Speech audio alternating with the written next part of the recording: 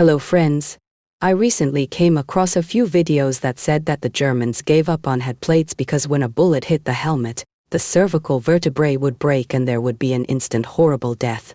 And I wondered who started this wave. It turned out that the source of this nonsense was an article in Wikipedia with which many bloggers began to spread this lie all over the internet. Eventually YouTubers got involved in this case and some videos on this topic have gained several million views. Naturally, on Wikipedia you will not find a link to the source of information about broken neck, because it simply does not exist. You will not find a single document confirming mass neck fractures when using a protective forehead plate.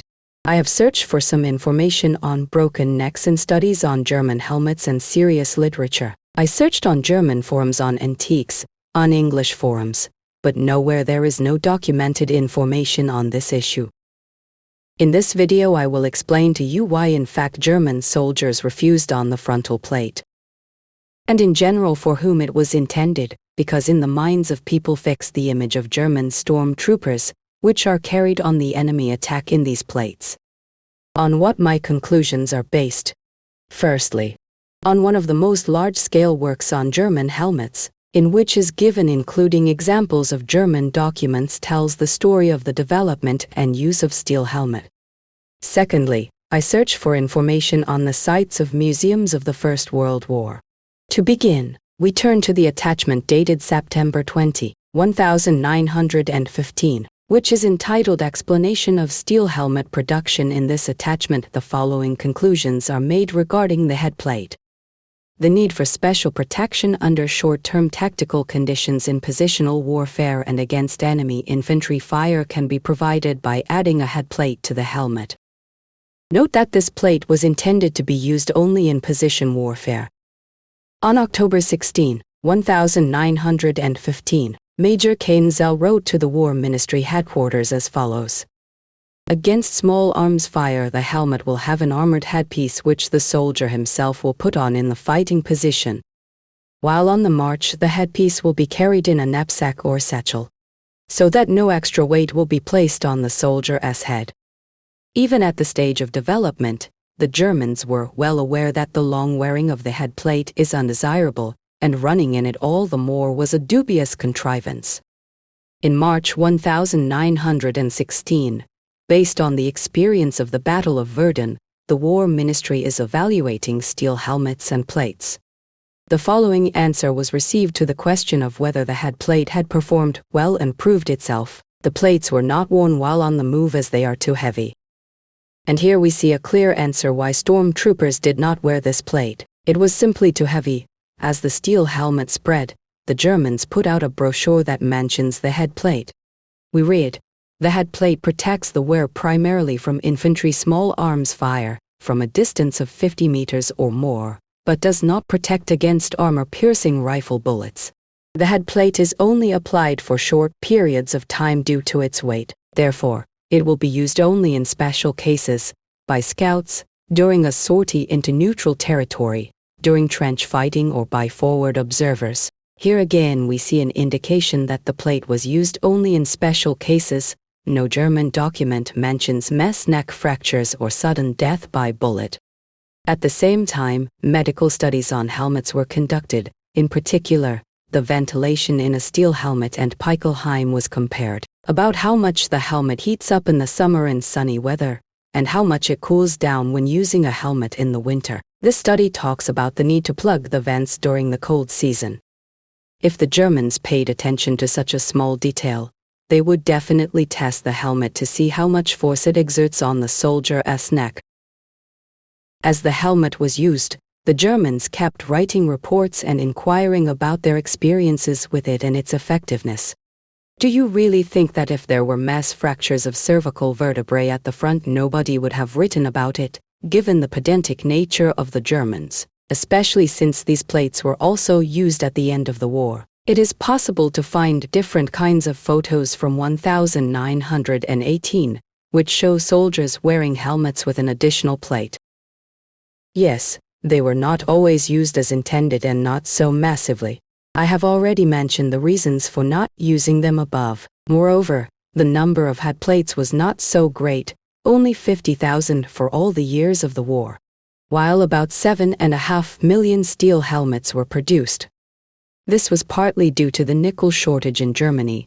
It is not necessary to turn the Germans some fools who made the helmet dangerous for the soldiers, especially since after them similar head plates were used by the Bulgarians and Austrians. The Austrians, by the way, reduced the size of the head plate in order to reduce its weight. The French in 1915 produced a special helmet for observers, which was even thicker and heavier than the German one, together with the head plate. Let us say that there have been cases of neck fractures, but they've been undocumented. So we need to find out if the kinetic energy of a bullet colliding with a helmet can cause a neck fracture. The question we are interested in can be solved in two ways. The first way is experimental, but no one will allow us to do an experiment with living people in the modern world. We can remember the experiments, which in 2003 were conducted on the dead by scientists of Duke University in North Carolina. But these experiments are not quite correct, because the neck muscles of the deceased do not resist the force with which a bullet hit in the helmet tilts back his head. So, we are left with only the second way, to resort to theoretical calculations. Let us look at a typical situation in the First World War. Night. A German soldier, Corporal Friedrich Lindemann, is on watch in the first line of trenches somewhere on the Eastern Front. Friedrich knows that most often enemy assault groups try to attack at night, so he is very vigilant. Every 5 minutes he looks out of his trench to assess the situation on neutral ground, wearing a steel helmet with a head plate on his head. On neutral ground, under the cover of night, an assault team of soldiers from the Russian Imperial Army are making their way to the trenches. The commander of the squad, non-commissioned officer Pavel Prishipev, notices that from time to time some soldier looks out of a German trench. Pavel realizes that soon he will notice an assault group, so he decides to shoot at the moment when the German looks out again. And at last, Corporal Lindemann looks out from behind his trench and immediately his helmet is hit by a Russian bullet from a distance of 50 meters. Let us first calculate the force on the spine for a soldier wearing a steel helmet without a head plate. So, the mass of the bullet is 9.6 grams. The bullet has a velocity on impact with the target of 780 meters per second and has an energy of 2,920 joules, concentrating on an area of 49 hundredths of a square centimeter. This energy easily allowed the bullet to penetrate the front wall of the helmet without an additional plate. The projectile would then travel through the entire head, penetrate the back wall of the helmet, and continue its flight at 690 meters per second, expending approximately 680 joules of energy to do it all. Nevertheless, this surely killed soldier's cervical vertebrae will remain intact, and as the bullet passes through the helmet and head, the head of the person killed will not even move, despite the fact that the bullet will lose as much as 680 joules of energy as it passes through the target. The impulse transferred to the penetrated target will be only 1 to 2 joules. In other words, the head will receive the same impulse as a light flick. But Friedrich hasn't heard of broken necks, so he tries to wear a headlamp. So there are two scenarios. The first is more likely. It will take place if the bullet simply does not have enough energy to penetrate the additional plate. The situation will develop according to this variant. If at the moment of collision kinetic energy of Russian 3 linear bullet will be less than 2,824 joules of energy. Such force of impact possesses a bullet of Mosin rifle at speed of 767 meters per second. At the beginning of calculations we took the speed of the bullet 780 meters per second at a distance of 50 meters. It means that to achieve a speed of 767 meters per second the bullet must fly 130 meters from the muzzle of the rifle barrel. Now let us look at the second scenario in which the bullet penetrates the headgear and is stopped by the front of the helmet. This situation will occur if the speed of the bullet will be within the range of more than 767 meters per second. That is, if the shot will be fired from a distance of 48 to 130 meters. In this case, the energy of the bullet will be enough to penetrate the head plate, but after that, the remaining momentum will not be able to penetrate the helmet itself and will only make a dent. In such a case, the bullet will flatten out during the time it passes through the armor plate into a dime-sized pancake and get lodged between the headpiece and the helmet. The difference between the two scenarios is that in the second scenario, all of the kinetic energy of the bullet except that which is converted to heat or spent on deformation of the bullet material and the target will be transferred to the target. In the first scenario, only part of the kinetic energy will be transferred to the target because the bullet will ricochet at some point. What these scenarios have in common is that from the point of view of classical Newtonian mechanics, this German soldier should be considered as a ballistic pendulum. There is, however, a third option, which will take place when the shot is fired from a distance of less than 48 meters. In this case, the bullet will penetrate the front wall of the helmet and together with a piece of iron knocked out of it will penetrate into the head. But since we are now interested in the case when nothing penetrates into the head, we will consider the case when the flattened bullet does not penetrate the helmet. That is a shot from a Russian Mosin rifle from a distance of 50 meters, at which at the moment of touching the armor plate the bullet velocity will be 780 meters per second and its kinetic energy 2,920 joules. So what will eventually happen to the soldier's head and neck? According to the laws of classical mechanics, a helmet that catches a bullet should start moving in the same direction that the bullet was moving before.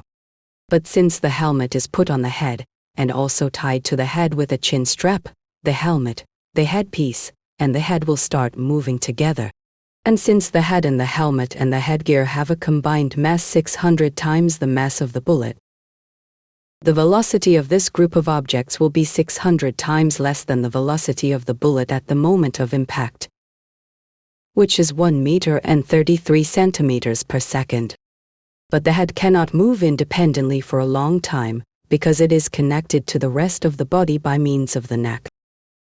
The muscles of the neck are attached to the spine that runs through it. When the limit of free movement is reached, the head must either break away or continue its journey in place with the body being carried along.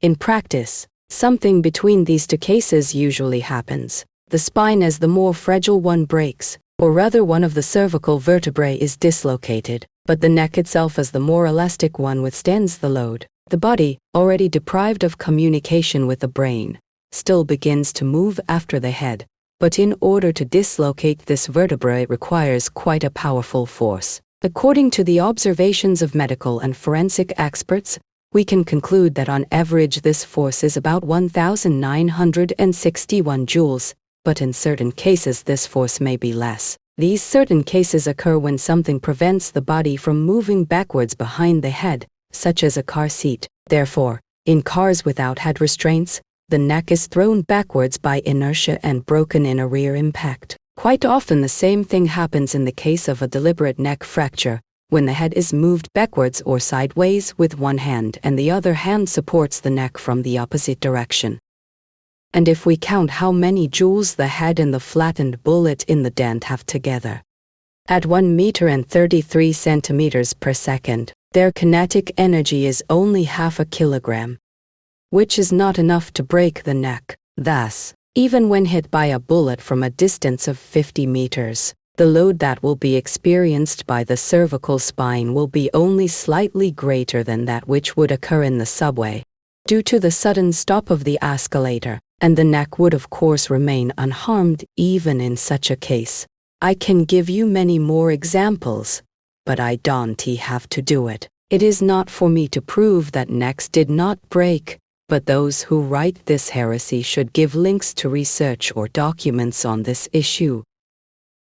Give specific examples or photos. Thank you for your attention. I will be glad to subscribe and like the video.